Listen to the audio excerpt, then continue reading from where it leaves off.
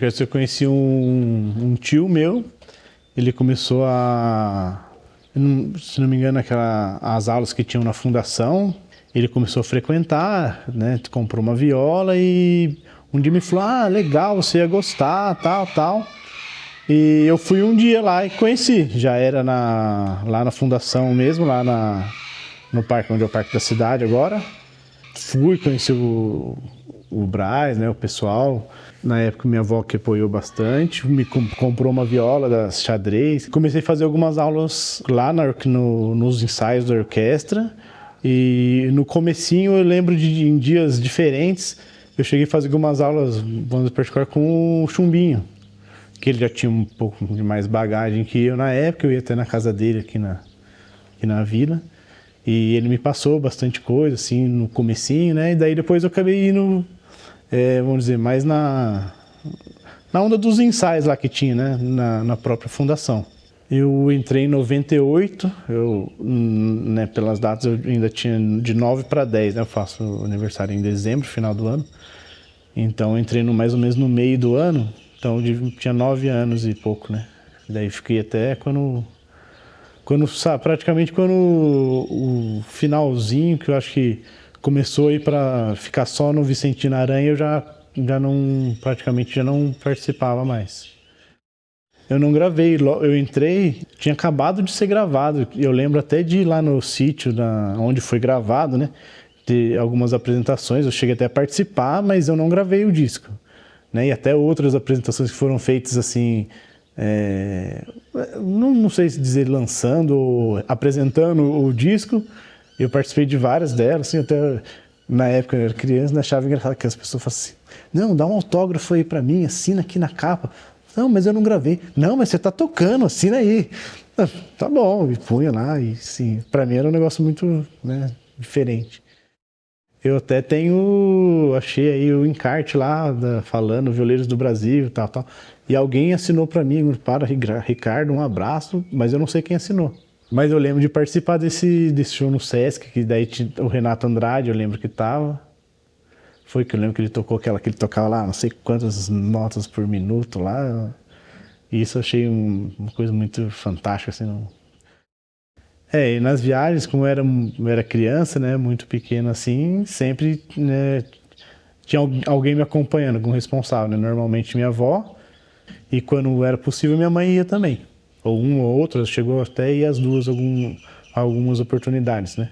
Para mim, as viagens eram assim, o que era mais divertido, né? Porque eu era criança, estava no meio assim, tinha o pessoal jovem ali, os adolescentes para adultos e já o pessoal mais, né, mais não idoso, né, mas já mais experiente, vamos dizer assim.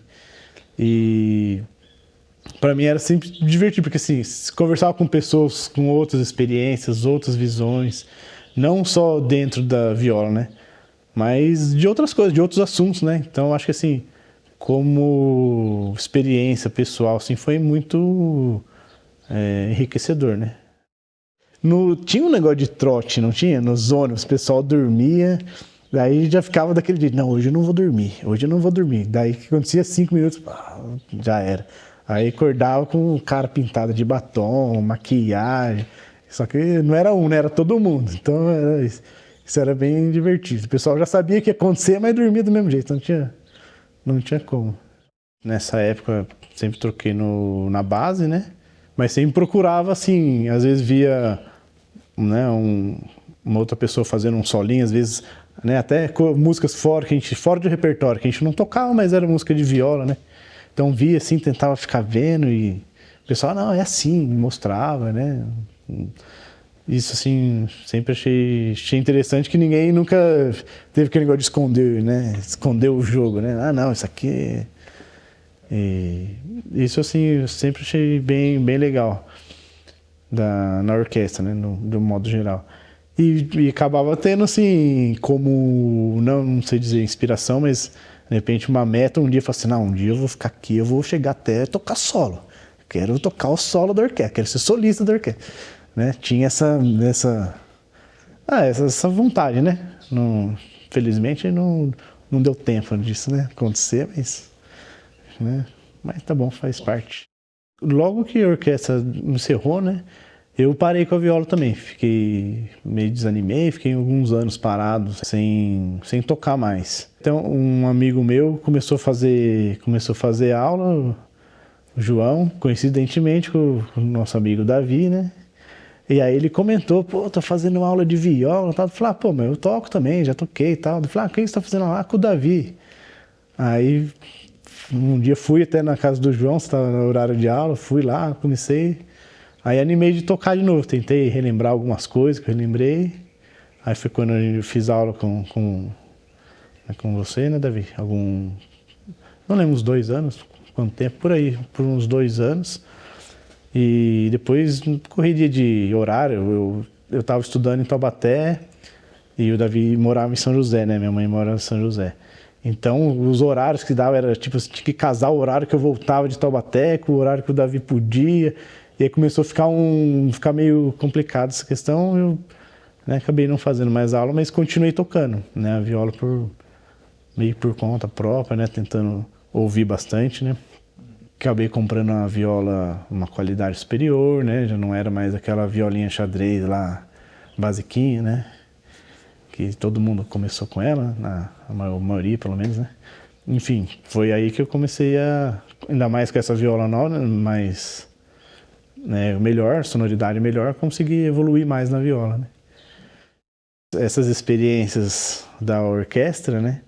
Tanto de palco como de convivência, de tocar junto, foi que, para mim, uma coisa muito boa no sentido que depois eu segui outros caminhos na música, né? Saí um pouco da viola, da música mais raiz, mas como eu já tinha essa bagagem, eu nunca tive esse problema que muitas vezes o pessoal tem de travar no palco, travar, tocar na frente, né? Em casa eu toco bem, chega na frente do outro, trava.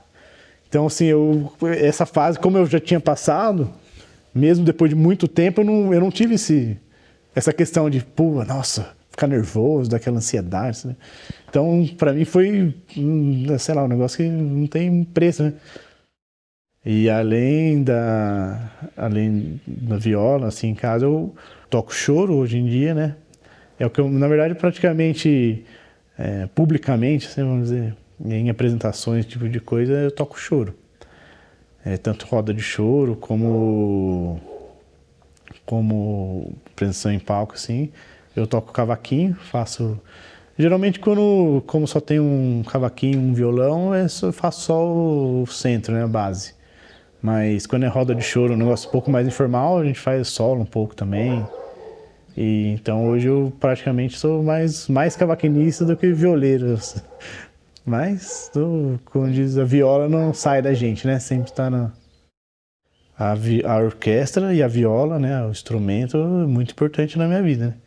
E independente disso, essa parte que eu falo da convivência, do extra, tocar também, né? Como pessoa, ajuda a formar, né? Ter outras visões, experiências já de vida que talvez se eu não tivesse esse convívio, não teria aprendido, não teria, né? Enfim. Uma que eu sempre lembro o solinho dela, assim, às vezes eu tô brincando, tô tocando, é o Corrido Junino, que faz aquela... arpejo, né? Um arpejinho, né? Nos acordes ali. Essa é uma que eu sempre que eu pego a viola, é uma que eu toco. Essa aí, dificilmente eu tô dando uma aquecida, alguma coisa, ela é uma das primeiras que eu faço solinho. Corrido Junino é do seu Oswaldo, né? Acho que é do seu Oswaldo. Junho é de alegria, muitos foguetes e animação. É o mês que todos devem fazer sua oração.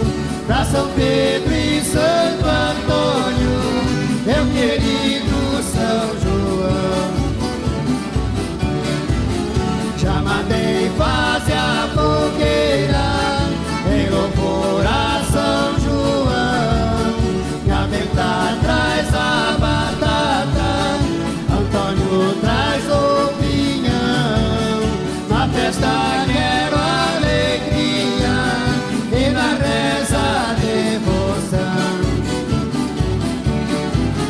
Já está tudo arrumado, falta só